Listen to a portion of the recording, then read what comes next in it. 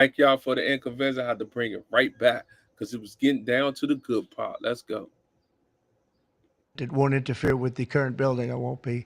It'll be near it, but not touching it, and pays total respect to the existing building, which I'm the biggest fan of. It's my favorite. It's my favorite place. I love it.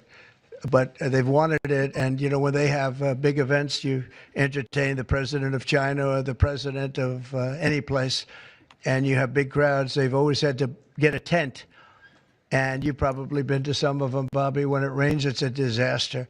And the tent's 100 yards. That's more than a football field away from the main entrance. And people are schlopping down to the tent. It's not a pretty sight. The women with their lovely evening gowns, all of their hair all done, and they're a mess by the time they get. And they've always wanted to have it. And I said, you know, in the first term, I said, you know, if I get another shot at this, I'm going to do a ballroom. I was pretty busy in the first because I was running the country, and I was also fighting for survival with all of the lunatics I had to beat. But it worked out, obviously, it worked out very well because here we are. But I always said I was going to do something about the ballroom because they should have one. So we'll be leaving it. It'll be a great legacy project, and I think it'll be special. You saw some renderings of the initial. I think it'll be really beautiful. No government dollars at all. No government dollars, no. Week between this executive order, trade, Russia, Gaza, but also the family of Virginia Giuffre released a statement overnight in response to some of the comments that you made this week. You said that Jeffrey Epstein stole people from Mar-a-Lago. At the time, did you know why he was taking those young women, including Virginia? No, I didn't know. I mean, I would figure it was ABC fake news that would ask that question, one of the worst. But no, I don't know really why. But I said, if he's taking anybody from Mar-a-Lago, he's hiring or whatever he's doing. I didn't like it, and we threw him out. We said we don't want him, you know, at the place.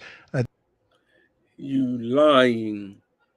You already know, bruh, that you worked the deal without that man. You worked the deal with that boy, man. You ain't throw nobody out, man. You're a businessman. Cut the bullshit. This is a story that's been known for many years, as you know. But it's, I didn't like it that he was doing that. Yeah, please. If Canada moves forward with the Palestinian state, Say it again. If Canada moves forward with recognizing the Palestinian state, is that a deal breaker for you? Well, we're going to see. You know, I didn't like what they said, but, you know, that's... Ever dreamed of leaving the ground level life behind? At U.S. Aviation Academy, your first takeoff happens. That's their opinion. I didn't like that. Not a deal breaker, but we haven't spoken to Canada today. He's called, and we'll see. But we have made a few deals today that are excellent deals for the country. You know, we're taking in literally trillions of dollars for the country. This is making our country very rich and respected again.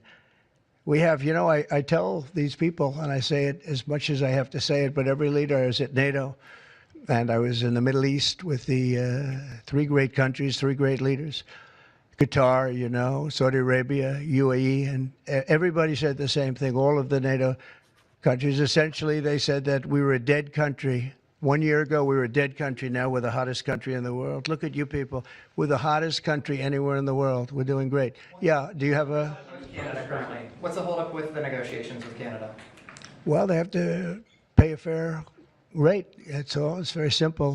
They have been charging very, very high tariffs to our farmers, some over 200%. And they've been treating our farmers very badly. They've been treating our country very badly for years. And look, we like Canada. I love Canada. I have so many friends in Canada.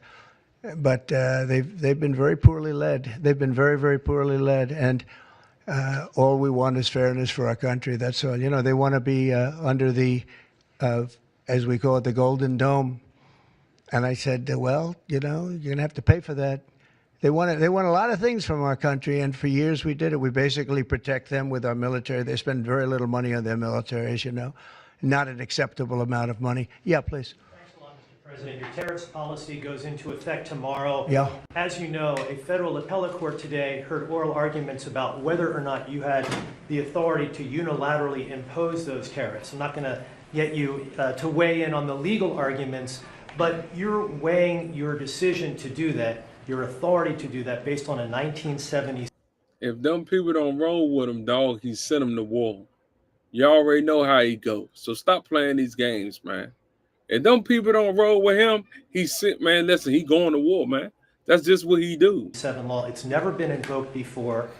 Why didn't you invoke this Well, we've law? been winning all along. I just want to ask you, why didn't you invoke this law in your first term? You could have taken in billions upon billions of dollars in your first term, but you waited until your second Yeah, term. because in my first term, I was fighting lunatics like you who were trying to do things incorrectly and inappropriately to a president that was duly elected. And we did do certain tariffs in the first term. If you look at China, we took in hundreds of billions of dollars from China. But when COVID came, the last thing I was going to do is tell France and Italy and Spain and a couple of other countries that we're going to hit you with tariffs. We had a Y'all just heard what the man say. He took hundreds and billions from people, dog. That man say he took hundreds and billions of money from people, bro. He took. Listen to the key word. He taking shit now. fight the COVID situation when that came. But if you look at my first term, we took in hundreds of billions of dollars worth of tariffs, but you people didn't cover it very well.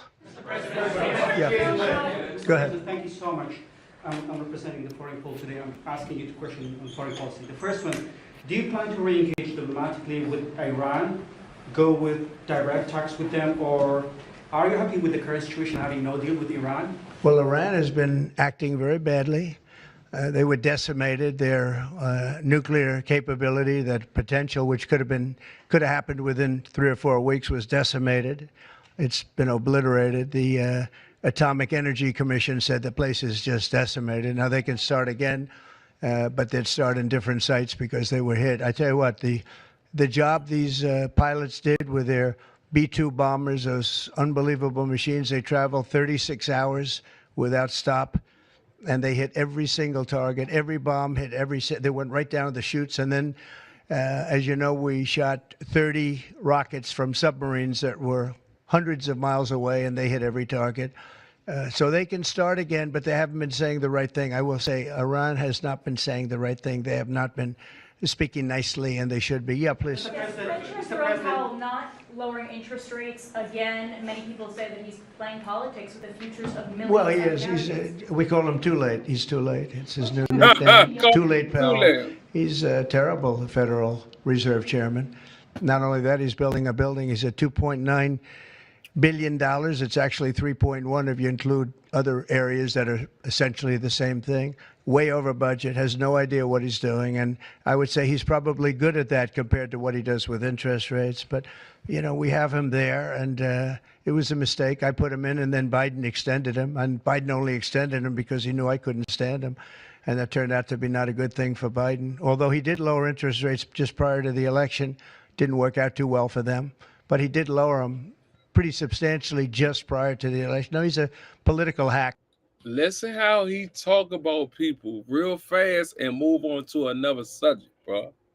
He about to put the bullshit in the game, man. Y'all better pay attention, man. Uncle Trump know how to talk, bro. For real. Y'all better pay attention to this shit. It's not a game. Not very good. He's not a smart guy, Brian. Mr. President, sports fans have been very supportive. If you go back to the original names of the Cleveland Indians, the Washington Redskins. Oh, I love that. Love the sound of that. Well, I do the Washington Redskins. I think they should do it. I told the mayor and I told people that they should bring back the name. If they bring back the name, you'll have a lot of excitement. And, I mean, Cleveland Indians, how about that? That was an original franchise, 1903 or something, 1906, an original, the Cleveland Indians. And what do? They change the name from Indians. What's wrong with the word Indian? You know who is upset about it? The Indians are upset about it. They're upset about Redskins, too. So Redskins, I guess you'd say it was a little bit lesser of a case, but people want to see the Redskins, and the Indians want to see the Redskins back. No, I recommend it. I was asked that question the other day. The Washington Redskins, it's a fabled franchise. I started Tai Chi at 50. Now I'm 68, and doctors. And now, I don't even know what the hell their last name is. What are they to Commanders or something? Is it Commanders? That's not a good name. About President Biden, sir. About President Biden, sir. May I ask you a question? Wait a about minute. that? No, not you. You. Mr. President, Kamala Harris, as you know, is not running for governor of California. She's not going to do it. What do you see in her political future, sir? Well, she can't speak. Oh, She can't talk. She can't do an interview. I thought it was a very strange campaign that we had. But, I had two of them. We were up by like this massive number of points on Biden, and they said, let's change to Kamala. Nobody knew who Kamala was. Nobody knew her last name, Harris. They said, we're going to get. this nigga talk about anybody. Now he talking about Kamala Harris, Mo. This man don't care who he talk about, man. He don't play no games, Mo. Listen, the man says she can't do no interview and she can't speak, Mo. Come on, bro. Stop, bro.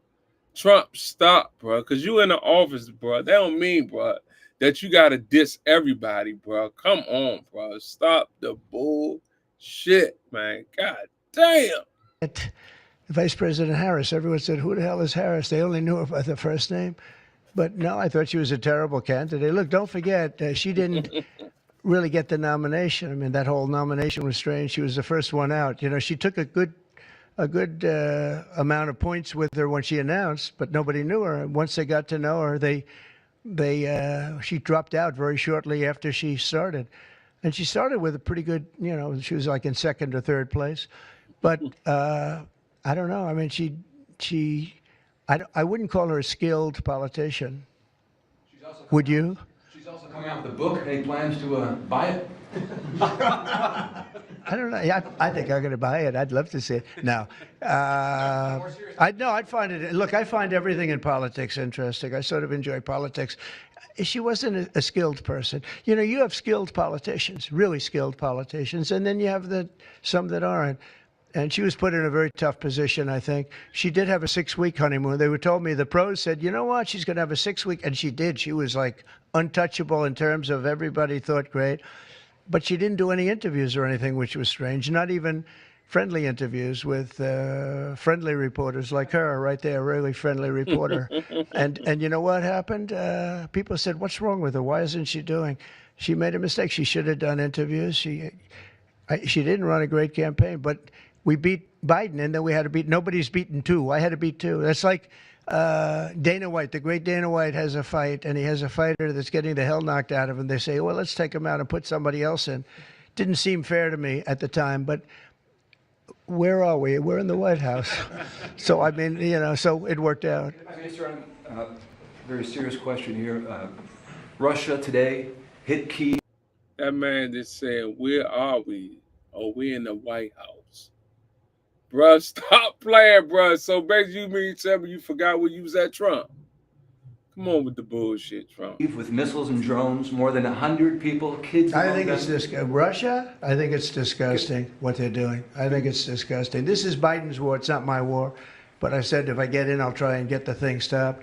But I think what Russia's doing is very sad. A lot of Russians are dying. You have a lot of Russians, more Russians are dying, but Russians are dying, Ukrainians are dying. The United States isn't really involved in that war. It shouldn't be. And by the way, I made a deal with NATO where NATO pays us for everything that we send. We send them ammunition, missiles, etc. And we're not paying anything for that war. But I will tell you this, it should be stopped. It's a disgrace. And the ones that are dying they're losing 7,000 now. It was 5,000. They're losing now 7,000 soldiers a week, Ukrainian soldiers and Russian soldiers. And they're also losing people now in the towns and cities because Putin's hitting them with rockets. No, I think it's disgraceful. You have a 10-day deadline. You imposed a 10-day deadline. Yeah, we have about 8 days. Yeah, we're going to put sanctions. I don't know that sanctions bother him. They know about sanctions. I know better than anybody about sanctions and tariffs and everything else. I don't know if that has any effect, but we're going to do it. Europe is extremely upset.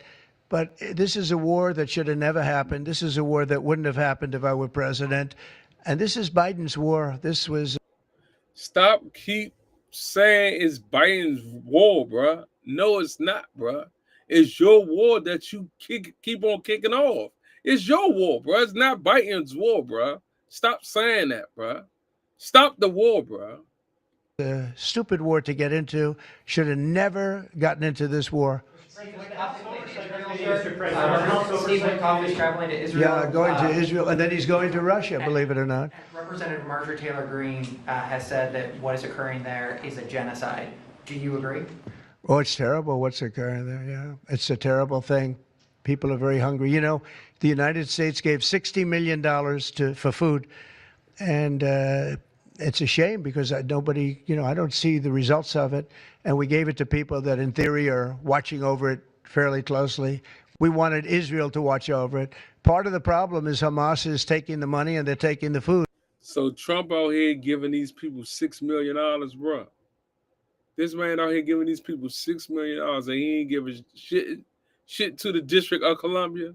Bruh, for real, stop the bullshit, Trump. Make sure y'all hit that like button, man. Make sure y'all hit that subscribe button, man. For real, because I'm tired of this nigga right here. For real. But we gave $60 million a couple of weeks ago. Nobody said anything about it. Nobody said thank you. But I didn't need the thank you. I just wanted the people to get fed. And we're helping out financially with that situation. It's a terrible situation. So just to conclude, I want to thank everybody for being here. I want to thank you for being here. This is a great group of people, and it's a good feeling. You know, when we first came to office, this country was really in trouble, and now we're rich as hell, and we're doing amazing things, and we really are. We're the hottest country in the world, and I like that. Thank you very much, everybody. Thank you. President, can I ask you about life?